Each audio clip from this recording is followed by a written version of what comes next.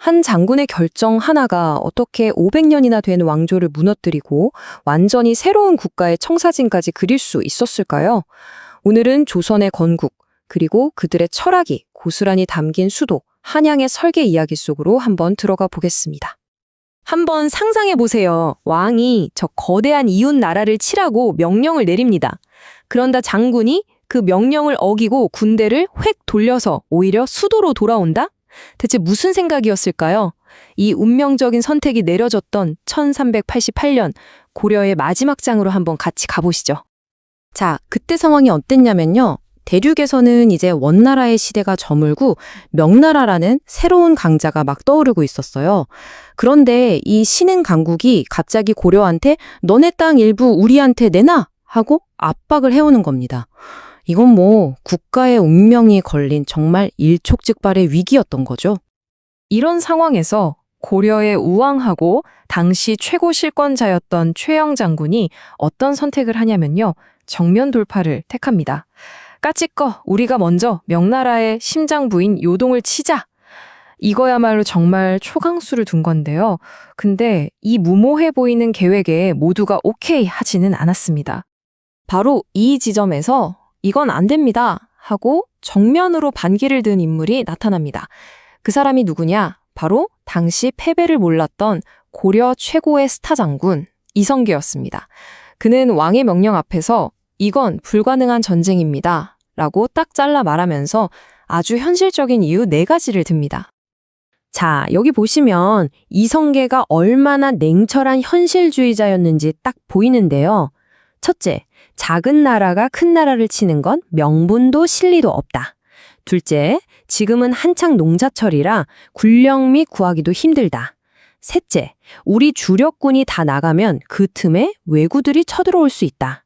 마지막으로, 지금은 장마철이라 활도 망가지고 전염병 돌기 딱 좋다. 그가 내세운 이 사불가로는요, 들어보면 정말 하나하나가 다 뼈를 때리는 너무나 현실적이고 설득력 있는 이유들이었죠. 하지만 왕의 고집을 꺾을 순 없었어요.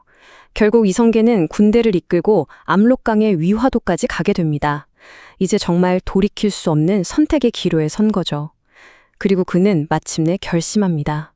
왕의 명령이 아니라 자신의 판단을 믿기로요. 칼끝을 적이 아닌 자기를 보냈던 수도 개경으로 돌린 겁니다. 바로 역사를 바꾼 위화도 회군이 시작되는 순간이었습니다. 자, 그렇게 수도를 장악한 이성계. 근데 이 사람은 단순히 힘만 쓰는 군인이 아니었어요. 그의 곁에는 이 낡아빠진 고려를 끝장내고 새로운 세상을 만들자 이런 꿈을 꾸던 개혁가 그룹, 바로 신진 4대부가 함께 있었습니다.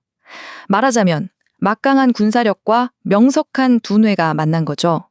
이 제역의 총설계자였던 정도전이 꺼내든 첫 번째 카드가 뭐였냐면 바로 토지 개혁이었습니다.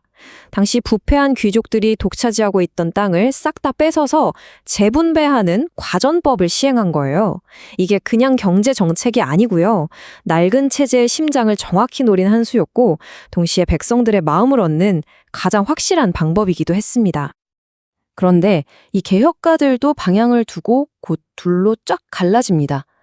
정몽주를 중심으로 한 온건파는 고려라는 집이 낡았으니 수리해서 계속 쓰자 이런 입장이었고 정도전이 이끈 급진파는 아니 이 집은 그냥 허물고 아예 새 집을 짓자고 맞선 거죠. 리모델링이냐 재건축이냐의 싸움이었던 셈입니다. 이 팽팽한 대립 속에서 이성계의 야심만만한 다섯째 아들 이방원이 움직입니다. 그가 온건파의 리더인 정몽주에게 다가가서 이런 시를 한 술 읊조려요. 이런 들었다 하며 저런 들었다 하리? 이게 무슨 뜻이겠어요? 어차피 대세는 우리 쪽으로 기울었으니 괜히 버티지 말고 우리랑 같이 새왕조에서 잘 살아봅시다. 뭐 이런 달콤하면서도 아주 섬뜩한 제안이었죠. 하지만 정몽주는요, 정말 조금도 흔들리지 않았습니다. 그의 답가는 이거였죠. 이 몸이 죽고 죽어 100번 고쳐 죽어도 임을 향한 내 마음은 변치 않을 것이다. 이건 뭐 죽음으로 고려에게 한 충성을 증명하겠다는 정말 비장하고도 시적인 거절이었습니다. 정몽주의 이 대답을 들은 순간 이방원은 결심합니다. 아, 대화는 끝났구나. 그날 밤 정몽주는 선주교 위에서 이방원이 보낸 자객의 철퇴에 맞아 쓰러지고 맙니다. 고려의 마지막 충신이 사라지자 새 왕조로 가는 길을 막을 사람은 이제 아무도 없었습니다. 그리고 마침내 1392년, 거의 500년 동안 이어져 왔던 고려 왕조는 역사의 뒤안길로 사라집니다. 그리고 이성계가 새로운 나라, 조선의 초대 왕으로 즉위하게 되죠. 자, 새로운 나라가 세워졌으니 이제 새로운 이념과 비전을 담을 새로운 중심지가 필요했겠죠? 이제부터는 조선의 건국자들이 자신들의 철학을 도시라는 공간에 어떻게 새겨 넣었는지 수도 한양의 설계도를 한번 들여다보겠습니다. 근데 왜 하필 한양, 지금의 서울이었을까요? 여러 가지 이유가 있었어요. 일단 한반도에 딱 중앙에 있다는 지리적 이점이 있었고요. 또 한강이 있어서 세금 운송이나 교역에도 아주 유리했죠. 사방이 산으로 둘러싸여 있어서 방어에도 좋았고요. 그리고 무엇보다 낡은 고려의 수도였던 개경을 벗어난다는 상징적인 의미도 컸습니다. 그야말로 모든 조건을 만족시키는 최적의 장소였던 거죠. 그리고 이 새로운 수도의 총괄 설계자로 나선 사람이 바로 그 개혁의 브레인, 정도전이었습니다. 근데 이 사람의 비전은 정말 원대했어요. 그냥 사람들이 사는 도시, 이게 아니었습니다. 도시 전체가 하나의 거대한 유교 철학 교과서처럼 그 자체로 메시지를 전달하는 그런 공간을 만들고 싶었던 겁니다. 그 설계의 핵심이 바로 이 배치도에 나타나 있는데요. 자, 도시의 심장부인 중앙에는 당연히 왕이 사는 경복궁을 딱 놓고요. 그리고 그 좌우로 국가의 가장 중요한 두 기둥을 세웁니다. 왼쪽, 그러니까 동쪽에는 역대 왕들의 영혼을 모시는 종묘를 둬서 왕실의 정통성을 상징하게 하고, 오른쪽인 서쪽에는 땅과 곡식의 신에게 제사 지내는 사직단을 둬서 백성들의 삶, 그 기반을 상징하게 한 거죠. 이런 철학은요, 심지어 도시의 문 이름 하나하나에도 다 스며들었어요.